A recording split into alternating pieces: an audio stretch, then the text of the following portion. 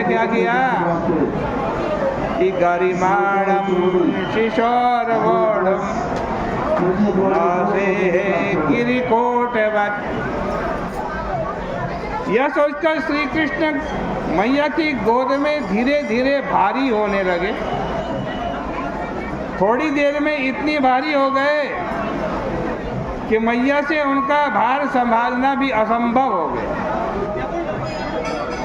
उन्होंने भगवान श्री कृष्ण को अपनी गोदी से नीचे उतार दिया, धरती पर रख दिया। देखो, प्रभु लघु तो जरूर है, परंतु लघुर मात्रा गुरुर भवति। अर्थात जब लघु के साथ मात्रा लग जाती है, आपने पढ़ा भी होगा, एक लघु वर्ण होता है, एक दीर्घ वर्ण होता है। जिस वर्ण के आगे मात्रा नहीं लगती वो लघु वर्ण होता है, और जिसके आगे मात्रा लग जाती है वो दीर्घ वर्ण होता है।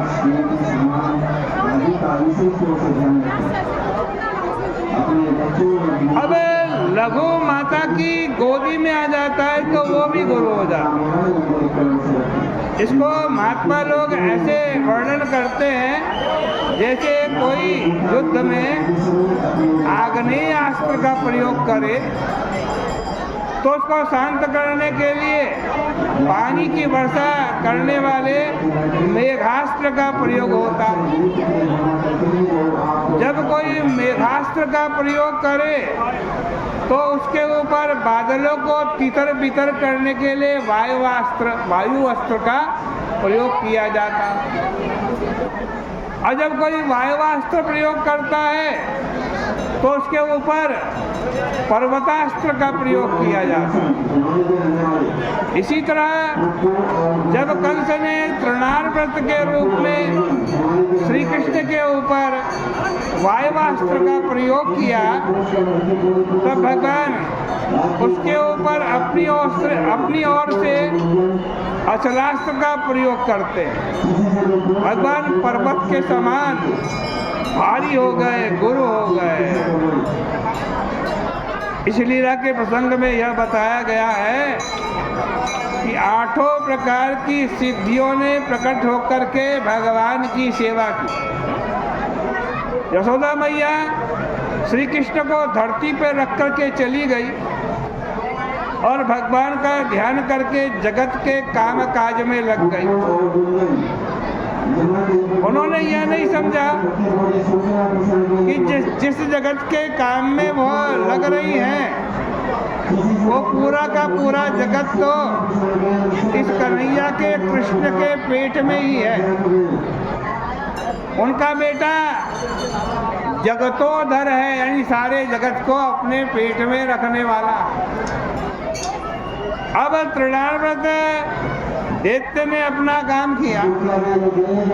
तृणाव्रत शब्द का अर्थ श्री वल्लभाचार्य जी ने बतलाया है कि तृणवत निखलम विश्वम आवर्तयति, जो गर्मी के दिनों में आने वाला बवंडर यानी वात्या चक्र में आसमान की ओर धूल उड़ती है और उसमें तिनके घूमने लगते हैं, वैसे ही जो सारे विश्व को घुमा सके उसी का नाम तृणाव्रत है।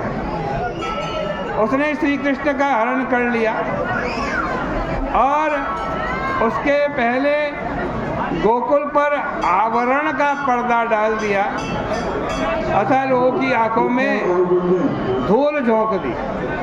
मतलब यह है कि तृणाव्रत आवरण और विक्षेप दोनों शक्तियां लेकर के गोकुल में आया था। मूर्तम अभवत् गोष्ठम रजसा तमसावृतम। इस श्लोक का सीधा अर्थ यह मालूम पड़ता है कि रजस का मतलब है धूल और तमस का मतलब है अंधकार। इन दोनों से गोकुल ढक गया। या फिर ऐसे कहें रजसा माने रजोगुण और तमसा मने तमोगुण। इन दोनों से बुद्धि के ढक जाने पर जैसे परमात्मा का दर्शन नहीं होता, वैसे ही गोकुल वासियों को आत्मा परमात्मा दोनों का दर्शन विलुप्त हो गया।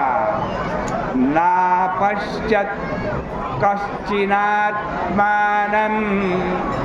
परं चापि विमोहिता। अब यशोदा मैया अपने बेटे को न पकड़ के रोने लगी। उनका रोना सुनकर अन्य गोपियां आ गई और वे भी रोने लगी। थोड़ी देर में बवंडर का वात्यावेग शांत हो गया। तृणावर्त ने श्री कृष्ण को आकाश में उठा लेने के बाद सोचा कि इसको मैं अपने मालिक कंस के पास ले चलता हूँ। लेकिन जब वह मथुरा की ओर चलना चाहे तो बिल्कुल टस से मस न हो सके। गंतुम ना शक्नोत भूरि भार भृत। अपनी यह असमर्थता देखकर तृणावर्त के मन में शंका हुई कि जिसे मैंने उठाया है वह बालक है या कोई विशाल पत्थर है। नंद बाबा के आंगन में पड़ी हुई किसी नील शिला मणि को तो मैं नहीं उठा रहा। भक्त में और दुष्ट में यही तो अंतर होता है। भक्त भगवान पत्थर के अंदर भी भगवान देखता है, पत्थर में भी भगवान प्रकट कर देता है। और राक्षस जो है, दुष्ट जो है, उसको भगवान में भी पत्थर दिखाई पड़ता है। इसी बीच भगवान श्री कृष्ण ने उसका गला पकड़ लिया। उसने कहा, अरे छोड़ो छोड़ो, मेरे गले को छोड़ो। भगवान ने कहा, बस यही काम तो मुझे आता नहीं, मैं तो छोटा सा बालक हूँ, मुझे अच्छे बुरे की पहचान नहीं है। जो मुझे गोद में ले लेता है मैं उसका गला पकड़ लेता हूँ। यदि गला पकड़ने में ही तुम्हारे ये दम निकले जा रहे हैं तो बच्चों, लगता है तुम तो फूल के बने हुए। अरे तुम तो हमारे मामा जी के भेजे हुए हो, और यदि मेरा गला पकड़ जाने से, मेरे द्वारा गला पकड़े जाने से तुम्हारी मृत्यु हो जाती है तो इसमें मेरा कोई अपराध नहीं। यह कहकर के भगवान ने जरा जोर से उसका गला पकड़ लिया। अब तो उसकी आंखें उलट गई, वह बोल भी नहीं सका, निष्प्राण होकर के धरती पर गिर पड़ा। दृश्य था तृणावर्त नीचे और श्री कृष्ण उसकी छाती पर खेलते हुए।